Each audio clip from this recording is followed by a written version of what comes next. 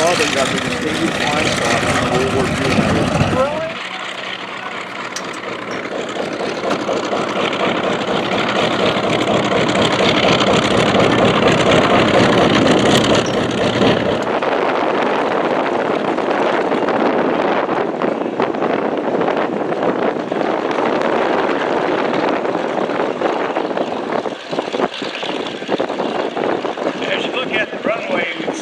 That can actively fly.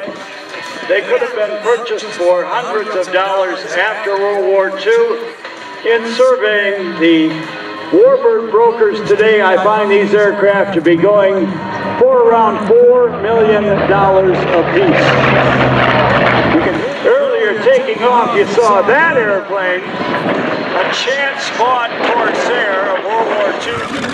Absolutely, man. Bad death. Years ago, we got Not even like that.